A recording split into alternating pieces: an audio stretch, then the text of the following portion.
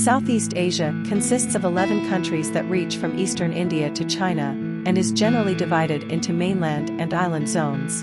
The mainland, Burma, Thailand, Laos, Cambodia, and Vietnam, is actually an extension of the Asian continent. Muslims can be found in all mainland countries, but the most significant populations are in southern Thailand and western Burma, Arakan. The Cham people of central Vietnam and Cambodia are also Muslim. Island or maritime Southeast Asia includes Malaysia, Singapore, Indonesia, the Philippines, Brunei, and the new nation of East Timor, formerly part of Indonesia. Islam is the state religion in Malaysia and Brunei.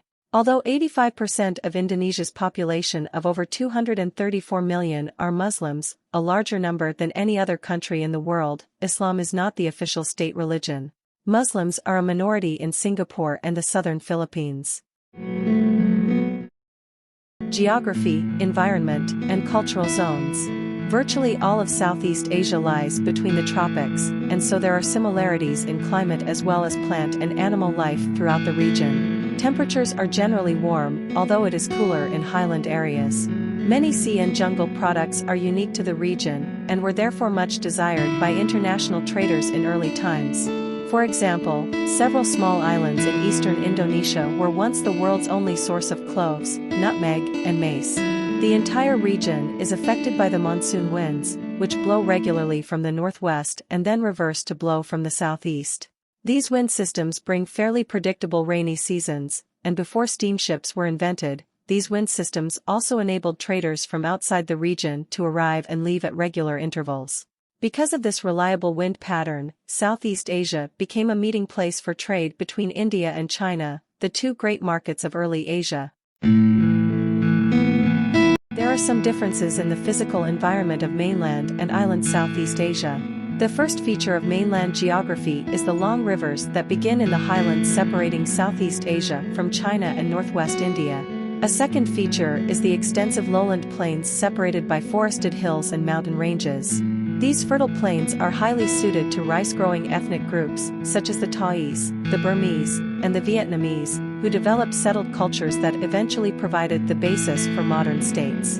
The highlands were occupied by tribal groups, who displayed their sense of identity through distinctive styles in clothing, jewelry, and hairstyles. A third feature of mainland Southeast Asia is the long coastline. Despite a strong agrarian base, the communities that developed in these regions were also part of the maritime trading network that linked Southeast Asia to India and to China. The islands of maritime Southeast Asia can range from the very large, for instance, Borneo, Sumatra, Java, Luzon, to tiny pinpoints on the map. Indonesia is said to comprise 17,000 islands. Because the interior of these islands were jungle-clad and frequently dissected by highlands, land travel was never easy. Southeast Asians found it easier to move by boat between different areas, and it is often said that the land divides and the sea unites. The oceans that connected coasts and neighboring islands created smaller zones where people shared similar languages and were exposed to the same religious and cultural influences. The modern borders created by colonial powers, for instance, between Malaysia and Indonesia, do not reflect logical, cultural divisions.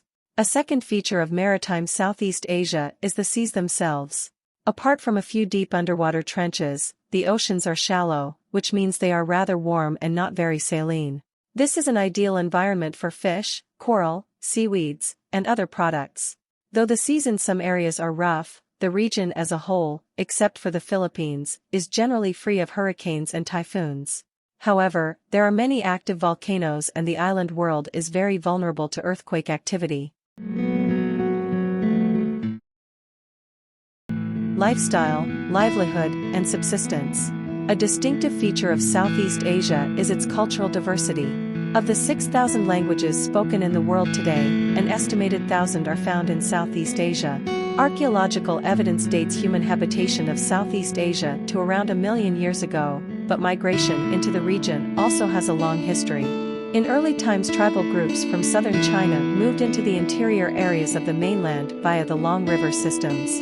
Linguistically, the mainland is divided into three important families: the Austroasiatic, like Cambodian and Vietnamese; Thai, like Thai and Lao; and the Tibeto-Burmese, including highland languages as well as Burmese. Languages belonging to these families can also be found in northeastern India and southwestern China. Around 4,000 years ago, people speaking languages belonging to the Austronesian family, originating in southern China and Taiwan, began to trickle into island Southeast Asia. In the Philippines and the Malay-Indonesian archipelago, this migration displaced or absorbed the original inhabitants, who may have been related to groups in Australia and New Guinea. Almost all the languages spoken in insular Southeast Asia today belong to the Austronesian family. A remarkable feature of Southeast Asia is the different ways people have adapted to local environments. In pre-modern times, many nomadic groups lived permanently in small boats and were known as orang lot, or sea people. The deep jungles were home to numerous small wandering groups, and interior tribes also included fierce headhunters. In some of the islands of eastern Indonesia, where there is a long dry season, the fruit of the lontar palm was a staple food. In other areas, it was sago. On the fertile plains of Java and mainland Southeast Asia, sedentary communities grew irrigated rice. Along the coasts, which were less suitable for agriculture because of mangrove swamps, fishing and trade were the principal occupations. Due to a number of factors, low populations, the late arrival of the world religions, a lack of urbanization, descent through both male and female lines, women in Southeast Asia are generally seen as more equal to men than in neighboring areas like China and India. Cultural changes began to affect Southeast Asia around 2,000 years ago, with influences coming from two directions. Chinese expansion south of the Yangtze River eventually led to the colonization of Vietnam. Chinese control was permanently ended in 1427, but Confucian philosophy had a lasting influence when Vietnam became independent. Buddhism and Taoism also reached Vietnam via China. In the rest of mainland Southeast Asia, and in the western areas of the Malay-Indonesian archipelago, expanding trade across the Bay of Bengal meant Indian influences were more pronounced. These influences were most obvious when large sedentary populations were engaged in growing irrigated rice, like northern Vietnam, Cambodia, Thailand, Burma, Java, and Bali. Rulers and courts in these areas who adopted Hinduism or forms of Buddhism promoted a culture which combined imported ideas with aspects of local society. Differences in the physical environment affected the political structures that developed in Southeast Asia. When people were nomadic or semi-nomadic, it was difficult to construct a permanent governing system with stable bureaucracies and a reliable tax base. This type of state only developed in areas where there was a settled population, like the large rice-growing plains of the mainland and Java. However, even the most powerful of these states found it difficult to extend their authority into remote highlands and islands.